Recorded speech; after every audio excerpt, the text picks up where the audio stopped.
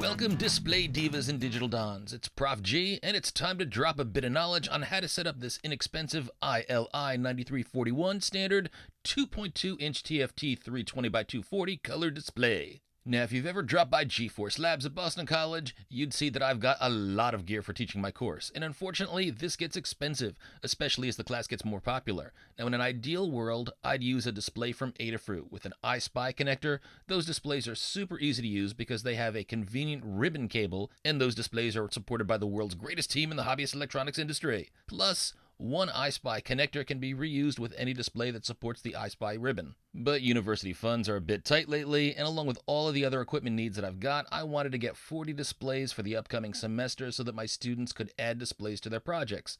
So I found these super cheap breadboard displays on AliExpress. They're fully CircuitPython compatible using the ili9341 library. They're TFT boards, so unlike OLED boards, they shouldn't get damaged if left always on. While OLED boards are brighter and they've got a greater viewing angle, you gotta watch out for board damage if you leave the boards on for long periods of time. Now, because these boards don't come with the advantages of that cool iSpy ribbon cable, you're going to need to wire them up using 8 separate jumper wires. Now, the boards do have headers pre-soldered on, and they can be easily plugged into a breadboard. So I'll quickly describe the wiring and show you how I wire up the display. I'll also give you some CircuitPython configuration code that you can use each time you want to write code for this display, and I've even added the setup code to our CircuitPython tip sheet for easy copy and paste. And we'll also use a GitHub repo that I've created that will run through a brief demo that gives you a sense of the display's look in various scenarios. Now, at the time of this lesson, I'm using the boards with a Raspberry Pi Pico 2W. The same setup and wiring should work with any Raspberry Pi Pico series board, and you should be able to use the display with just about any CircuitPython board, but you'll probably have to work with different pin names. Got a non-Pico board and you want to wire one of these up? You can always ask AI for help. So friends, to paraphrase the Beastie Boys, we've got a license to ill with the ili9341. Now, to be clear, there are a lot of manufacturers for these red board displays. Not all of them are ili9341, so you want to check for that. And also, the first vendor that I chose when I was testing was no longer offering the product by the time I made a purchase decision, so I had to go to a different vendor. But any ili9341 board you choose should have these 9 setup pins. We're going to use 8 of them. Now, these displays use SPI, Serial Peripheral Interface, as the communication method between the microcontroller and screen. SPI is a communication protocol, sometimes called a bus, that lets microcontrollers exchange data with devices like displays using just a few shared wires. Now, when you work with SPI and displays, you're going to need at least 3 wires in addition to 2 for power and ground. There's the SCK or serial clock, and that controls the timing for data transfer. It's sort of like a metronome telling devices exactly when to send or receive each bit of data. You'll need MOSI, which stands for microcontroller out, serial in, and it sends data from the microcontroller to the serial connected device. For us, that's our display. And you'll have CS for chip select. This lets the microcontroller pick which device it's talking to. You'll need one of these for each device you're connected to. CS actually lets us use the SPI bus across multiple devices. Now, in some SPI setups, there's a MISO that goes from the peripheral to the board, but our display doesn't communicate back to our board, so we won't use MISO. It's going to be left empty. Now, if you're curious, some of these pins can be shared across multiple SPI devices. So, for example, if you wanted to connect 2 displays to animate 2 eyes via the same board, in that case, both displays would have their MOSI and SCK pins plugged into the same pin on the Pico, and they could also share power and ground. But each display would need its own CS pin, and they'd also need separate DC and reset pins too. Now, another thing to point out, these super cheap boards that you might get via AliExpress could have different silkscreen labels on the pins. In fact, the board that I used actually had the MOSI label printed upside down. Yikes! I've worked with a bunch of cheap displays. Here's a quick map that might show you how other names that you might see in a given pin name point to the real SPI name. Always check with your vendor's documentation if you're unsure. Now, here's the wiring that I use with my Pico. The VCC pin goes to power. 3.3 volts should be safe, but most of these displays should connect to VBus if you wanted to do that. That would make the backlight brighter. If you want to use VBus, just make sure your board supports 5-volt power. GND goes to any ground. I wired CS for chip select to pin GP20, and again, chip select activates the display on the SPI bus. It's sort of like saying, "Hey display, it's your turn, bits incoming." The reset pin is wired to pin GP15. This resets the display, making sure that it starts with a clean known state when your code first runs. The DCRS is for data command, and that's what's connected to GP21 in this setup. Data command tells the display whether the incoming data is either a command or if it's pixel data. SDI or MOSI is the data that comes from the microcontroller to the display. Again, MOSI is microcontroller out, serial peripheral in, and I connected my MOSI pin to GP19. SCK is the SPI clock pin. I connected that to GP18. LED is the backlight pin. It might be BCK or light. I connected this to GP22, and in the code that I write, we'll be using PWN so that we can adjust the brightness. And the SDO or MISO pin is not used because the display doesn't send any data back to the board. So plug in your board, make sure CircuitPy is mounted on your desktop, and my class works in PyCharm, so we're going to launch that. And again, if you're new here, you might want to follow along with the playlist, especially if you want to use PyCharm and CircUp, but don't have those configured or a PyCharm project set up yet. Now let's make sure that PyCharm is displaying our code.py file. Mine is, but remember you can always open up the file navigator on the left-hand side, click on the CircuitPy volume, and then double-click on code.py to make sure that you're there. My file happens to be blank, but if yours has info there, don't worry about it. We're going to replace this in just a minute. You can back up any code first if you need to. Now let's head over to our CircuitPython School tip sheet, open a browser, and head to bit.ly/CircuitPython, that's capital C, capital P, -tip-sheet. Our class has been using this in several lessons, and we're going to find the code for the ili9341 display. I'm going to type Command F Mac, Control F Windows to pull up Find, and type ILI, press Return, and I jump to the config code. Now I'm going to highlight from the hashtag for our first comment all the way through the end of this while true loop, copy this, head back to PyCharm, and paste it in. And look, for some reason, it seems that line feeds in my Google Doc are giving me 2 line feeds in PyCharm. I don't want that, so I'm going to clean things up. You don't have to delete the extra space, but I like to keep my code file clean. And PyCharm users remember what's going on here. So we see some red squigglies of anger underneath some of the libraries that we're trying to import. That's because we haven't added the packages to PyCharm yet. There's nothing wrong with our code here. The code would actually execute and run. The problem is that our PyCharm project doesn't know about these 2 libraries. As a result, it flags them as errors, and it's not going to give us either good error reporting or code completion. So let's fix that. I'm going to look for the Adafruit display text library and also the one with ili9341 in the name. So I'm going to copy this, and remember how we add packages to the PyCharm project. We head up to Settings, so that's under the PyCharm menu, Mac, File menu, Windows, and it should be Settings or maybe Preferences. Look under your project name. My class named their first project CP-project. Find the Python interpreter, click that, then click the plus symbol that's above the package column. I'm going to search in the search box for display text, and 2 words won't work, so I'm going to put display dash text. Remember, the convention inside of these packages is to put dashes, not underscores, and that's confusing because we use underscores in the library name for the import line in our Python program. And remember, even if you see a bunch of options in here, you always want to select the option Adafruit-CircuitPython- and then whatever you're searching for, because that's an official CircuitPython library maintained by Adafruit. So click that and install package. And I also need a package for ili9341, so I'm going to paste that in the search field, press return.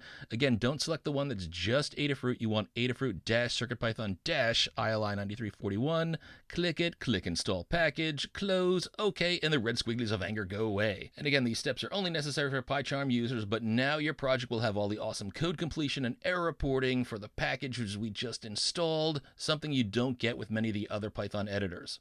And as we've done with all our different lessons, we can reuse this Python project, and every code file we write in this project will recognize these packages. Honestly, I don't have this code memorized, and I don't expect you to either. Whenever I use this kind of display, I just grab my previous working code and paste it into whatever new project I'm building. As long as you're using the same display with the same wiring on a Pico board, everything should just work. But here's what the code is actually doing. We first import all the libraries we need. Display IO that you see here is the core CircuitPython library for working with displays. So we're always going to import that when we have display work. It contains the commands and the data structures needed to manage graphics, laying out objects on the screen, and updating the display. Now you'll also want to import a library for the type of display that you're using, and for us that's the ili9341 library, since our display uses the ili9341 driver chip. Now that'll change if you use a display with a different chip. And we should always start our display code by releasing displays with this line here. This clears out any settings that might be lingering from prior runs. Then to set up a display to work over SPI with display IO, we'd use these 3 steps. We first create a SPI object. That's the mechanism for basic SPI communication. Then we use that to create a display bus, which has some extra information for the additional pins that we're using to work with a display over SPI. And then we use the display bus to create a display object that we're going to use in display IO. Now, while this setup code that you see here might be different for different types of displays or different wirings with different boards, we should always end up with a display object, and for consistency, it's a good idea to always name this display. Now take a look at how we create that display. We give the display dimensions, the rotation value. We've got it set to 0, but we could change this value to 90, 180, or 270 if we wanted to rotate the screen's orientation, and we ignore backlight here. Now we are going to use backlight, but we'll set it up as a PWM object. This gives us the flexibility to dim the backlight if we want to. It has a duty cycle parameter that maxes out at 65,535, so we've set this initially at max brightness, but that's the same range that you have in a potentiometer, so you could hook up a potentiometer if you wanted to and use that to dim. Then finally, we're going to print out a simple string, and this is going to show up at the bottom of our display. At first, anything that we print to the terminal will show up on our display, but this is going to stop when we take more control over the display with commands like display.rootGroup, which don't mean anything to you right now, but we'll learn about them in a future lesson. So expect to see this string in our output, although not with the emoji, since emojis don't show up in CircuitPython fonts.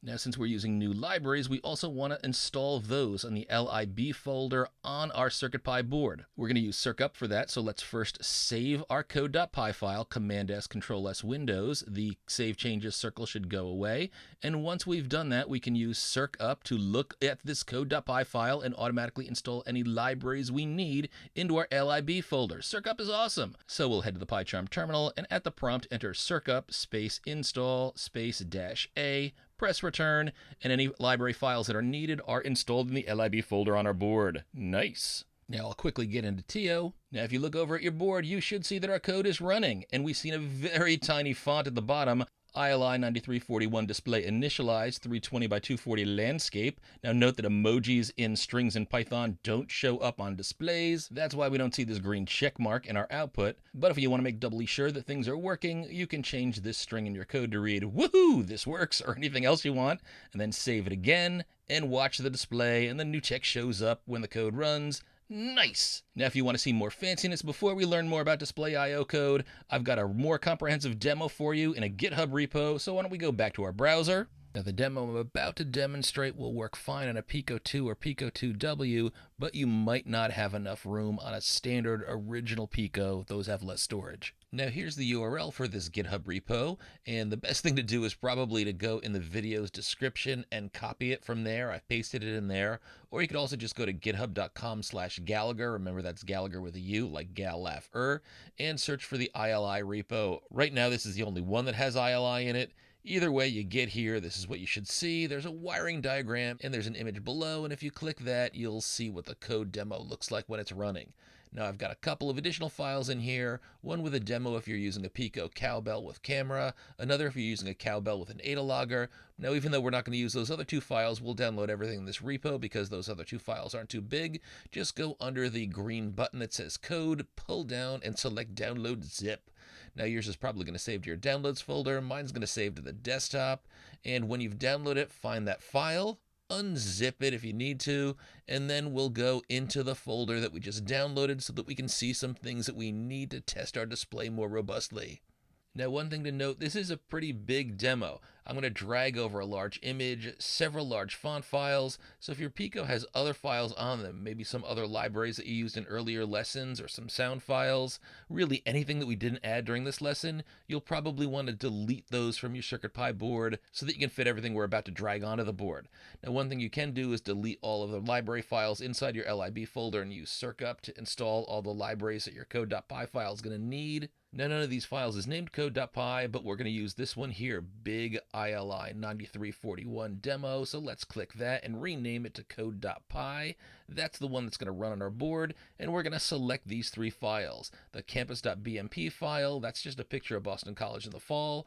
code.py and this font folder, drag them over to your CircuitPy volume. Again, if you run out of space, you can delete everything that you don't need. I'm using a Pico 2W. Then if you get back into PyCharm, you should notice code.py is closed. That's because we just replaced the code.py file with a new file, but we can open up the file navigator, find code.py, and double click it, and this is the code we're going to run. Now, it might not run until we circ up to load in the libraries that we need, so let's head to the terminal. And it looks like my code is already running, but if yours isn't, you can get back at a TO with Control-T, then Q, then enter circ up install -A, press return, and when all the files are loaded, hey, you should see your display running with some options.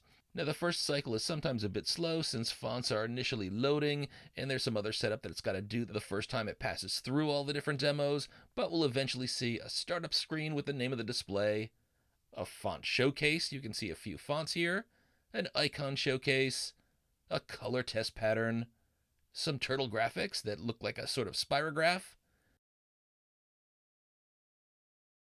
an animation example with a bogus game of Pong, and a color image of Boston College campus in the fall. It's lovely, come visit. So that's it, folks. Hopefully you've got your ili9341 wired and configured with your Pico. Save this to your CircuitPython school folder with the name big-ili9341-demo.py. Always make sure that you close the outermost tab. Stay tuned for our next lesson where we'll go into depth on display I/O and give you an introduction to writing text and graphics to your display. Until then, continue to hack.